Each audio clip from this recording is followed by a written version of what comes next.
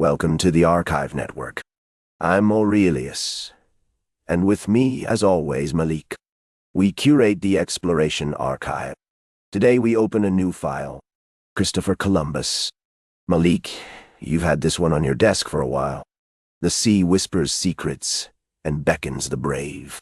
In the bustling ports of Genoa, young Christopher Columbus felt its irresistible pull. Born in 1451, he grew up among merchants, surrounded by the chatter of trade and the scent of salt. Charts became his currency, while voyages were clearly his destiny. He soaked up the rhythm of the harbor where life thrived with every creak of the ships and the cries of seagulls.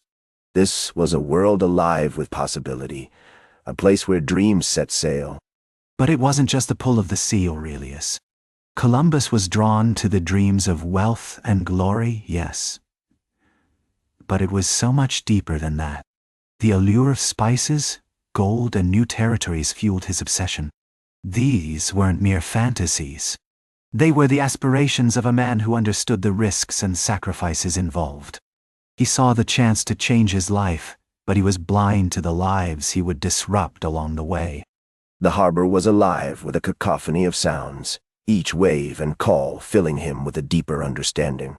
He learned to read the sea like a ledger, tracking its rhythms and secrets. But Columbus's ambition had a reckless edge. He clung to the belief that a westward route could lead him straight to Asia's treasures, bypassing the perils of established land routes. This was a gamble, one that would reshape the world, for better or worse. Aurelius, that belief wasn't just a gamble.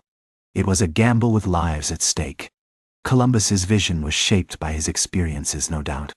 But it also turned a blind eye to the harsh realities those who came after him would face. The men he recruited? They weren't just a crew to sail the ocean. They were pawns in his relentless quest for glory, caught up in a journey that would change their lives forever, often for the worse. The recruitment of his crew was absolutely essential. He needed men from the fishing ports, familiar faces who could handle the cramped quarters of a ship. It wasn't just about gathering bodies. These were seasoned sailors who understood the sea. And let's not forget provisioning the ships. It was no small feat. Casks of salted meat, fresh water, and hard biscuits had to be gathered in abundance. Every detail mattered.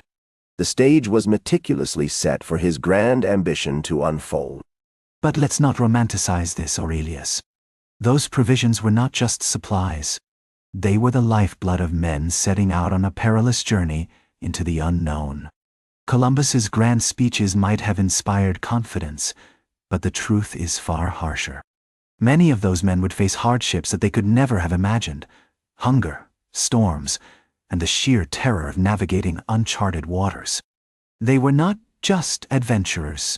They were fathers, brothers, and sons, driven by a hope that would soon be tested. Columbus understood the psychological landscape as much as the physical one. He framed challenges as steps toward a promised horizon. That's leadership, Malik. He knew how to inspire hope in his crew, to make them believe in the impossible. But such intense focus often dances with obsession. It can lead to miscalculations or worse, blind spots. When we chase dreams too fervently, we risk losing sight of reality. That's the double-edged sword of ambition, isn't it? That focus could also blind him, Aurelius. The people around Columbus noticed his obsession. It was like a fog, clouding his judgment.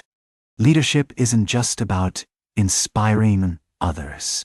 It's about listening to them too.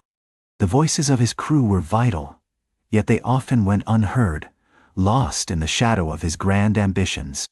Their fears, hopes, and suggestions mattered. Ignoring them could lead to a ship that sails into rough waters, with everyone on board feeling the strain. The negotiations with the Spanish court dragged on for what felt like an eternity. Columbus, ever the ambitious man, finally secured the backing he needed. He was promised a share in the titles and privileges of any new lands discovered. This grant wasn't just a piece of paper. It was a key to his destiny. It intertwined profit with power, but it also came with a tangled web of competing interests, each eager to claim a slice of the empire's pie. But those interests weren't just about noble houses and merchants, Aurelius. The church had a huge part to play too. Columbus' ambitions were deeply tied to the religious fervor of the time. It wasn't simply a quest for riches. It was also a search for divine approval. Think about it. Lives were at stake, entire communities disrupted, all in the name of faith and fortune. The human cost was immense, and those stories deserve to be told. The day of departure was thick with tension and anticipation. Men huddled together, their faces set in determination, while women diligently mended nets, their fingers working swiftly. Sailors exchanged wild tales of dragons, their laughter mingling with unease. Columbus strode among them, map in hand, dreams and promises swelling in his heart. We stood on the brink of something monumental, a moment that would reshape the world as we knew it. History was breathing down our necks, and we felt its weight. And he was the one who would lead them into the unknown. The evening air buzzed with anticipation, but it was also thick with fear. Columbus' journey wasn't just a simple voyage. It was a test of faith and will for everyone involved. The stakes were high, and many were leaving behind families and homes. Not everyone would return, and that reality hung heavy in the hearts of those who watched them set sail into the vast, uncharted waters. As the ships lay tethered in the harbor, their timbers fragrant with resin, they awaited the dawn that would herald a new era. Columbus's departure was a moment of profound significance. It wasn't just about reaching new lands. It was about ambition colliding with destiny. We were on the brink of exploration that would reshape the world. History would remember this day, not merely for the journey ahead, but for the dreams and dangers that would unfold. That's where we leave it for now. Part 1 of 5. Christopher Columbus is far from done. If you're new here, we're Aurelius and Malik, curators of the Exploration Archive, part of the Archive Network. Part 2 drops soon.